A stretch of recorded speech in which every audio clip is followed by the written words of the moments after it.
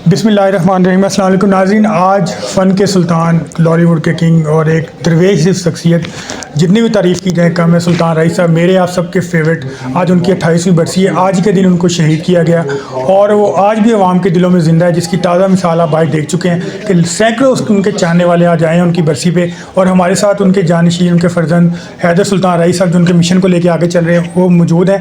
और हर साल की तरह उन्होंने इस साल भी एहतमाम किया, लंगर शरीफ का दुआए खैर हुई और उनके जो चाहने वाले हैं वो काफ़ी तादाद में यहाँ आए हैं, उनको याद कर रहे हैं। हैदर भाई से पूछेंगे, हैदर भाई बहुत कम लोग होते हैं दुनिया में जिनको लोग इस तरह से याद करते हैं। शोबिज़ से जो रिलेटेड लोग होते हैं वो तो उनकी बरसी भी नहीं मनाते, अक्सर हमने देखा है, लेकिन आप माशाल्लाह से हर साल याद रखते हैं, बहुत अच्छी बात है। क्या कहना चाहेंगे आज के दिन? बहुत शुक्रिया, बहुत टाइम निकाला आप लोग आए मिलने के लिए। और देखिए, कोशिश ये रहती है कि हर जो पेरेंट्स हैं किसी के स्पेशल होते हैं, और आई थिंक बच्चों को अपने वालिदैन के लिए करना भी चाहिए, जिनके मौजूद हैं उनकी खिदमत करनी चाहिए, जिन्हें जा चुके हैं उनके लिए ऐसे दुआ करते रहनी चाहिए। और वैसे भी मैं नहीं समझता हूँ मेरे पे रिस्पॉन्सिबिलिटी ये भी है कि मुझे जितने भी फ़ैन्स हैं बाहर, वो एक बड़ी उम्मीद से आते हैं, दिल से आते हैं, प्यार से आते हैं। तो मुझे ये होता है कि उनको उस तरह से आगे से मिलना भी चाहिए। मेरी कोशिश ये रहती है कि जैसे अबू जी माशाल्लाह सबसे प्यार करते थे, मैं भी ऐसा लोगों के साथ करूँ। सही। तो ये बताएं कि राही साहब वैसे तो एक बहुत बड़े एक्टर थे, लेजेंड थे, एक बहैसियत एक वालिद, आपने कैसा उनको पाया? मैं ये समझता हूँ कि जितने बड़े एक्टर थे उससे बड़े इंसान थे माशाल्लाह से। और जितना आप समझ लें कि लोगों से अगर बाहर इतना वो प्यार करते थे तो अपनी फैमिली के साथ कितना प्यार करते होंगे। मतलब है कि ही वॉज अल्फाज नहीं मेरे पास बयान करने के लिए, जिस तरह से माशाल्लाह वो कि इतने लविंग फादर थे कि हम लोगों ने कभी भी फील ही नहीं किया, हमें पता ही नहीं था कि ये छत कभी हमारे सर से जा भी सकती है। लेकिन जब गए तो तब आइडिया हुआ कि दुनिया कहाँ बसती है।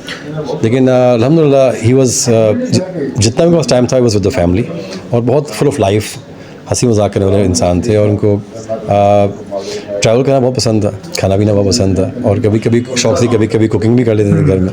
तो हम उनके साथ ये मोमेंट्स बड़ी इंजॉय करते थे उनके साथ। अच्छा, हमने अपने बड़ों से सुना है तो भाई कि जब उनका इंतकाल हुआ तो उनका लोग फिल्म इंडस्ट्री में ये कहा कि अरबों का नुकसान हुआ फिल्म इंडस्ट्री को, बल्कि उससे भी ज़्यादा हुआ।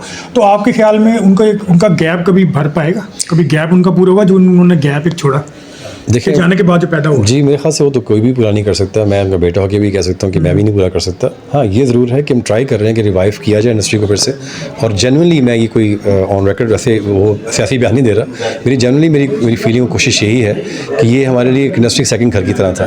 तो जो उसकी हालत अब हो चुकी हुई है, तो घर के फ़र्द ही घर को ठीक करते हैं ना। तो मैं वही करने की कोशिश कर रहा हूँ कि इंडस्ट्री को फिर से रिवाइव किया जाए। अल्हम्दुलिल्लाह इस वक्त मेरी 5 फिल्में रेडी पड़ी रिलीज़ होने के लिए, और अबू जी की लेगेसी को लेके चलना कोई छोटा मोटा काम नहीं है, इतना बड़ा नाम को लेके चलना। तो मैं ट्राई ये कर रहा हूँ कि उसको लेके कैरी ऑन किया जाए जब तक मैं ज़िंदगी इंशाल्लाह करता रहूँगा। और वो आपने मौला जट एक फिल्म शुरू की थी, जब हमने लास्ट टाइम आपसे वो बात भी की, तो सन ऑफ मौला जट, तो वो उसके बारे में बताएं, वो कहाँ तक पहुँची तकमील के मराहिल में, उसकी कहाँ तक उसका काम हुआ? उसके राइटर अभी आए हुए थे, वो चले गए हैं नासिरुद्दीन साहब, वरना आपको अपने अल्फाज को बताते कि वो अल्हम्दुलिल्लाह काफ़ी हद तक हमारा उसका वो काम स्क्रिप्ट का मुकम्मल हो चुका हुआ है।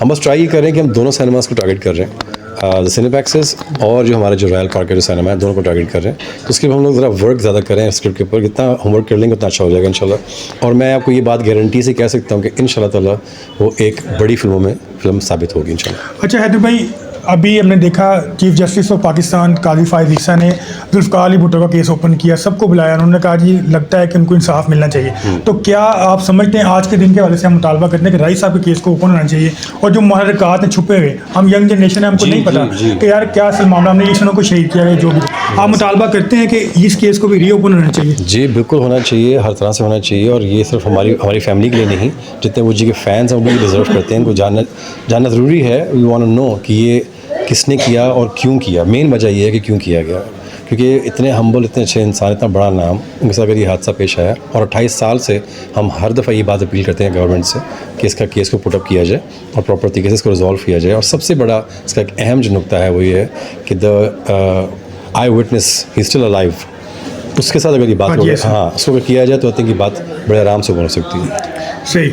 चलें हैदर भाई, आपका वक्त का बहुत शुक्रिया, अल्लाह ताला उनकी ग़रीक़ रहमत फरमाए राही साहब को, और आप इसी तरह हर साल ये एहतमाम करते रहें। बहुत शुक्रिया, थैंक यू सो मच।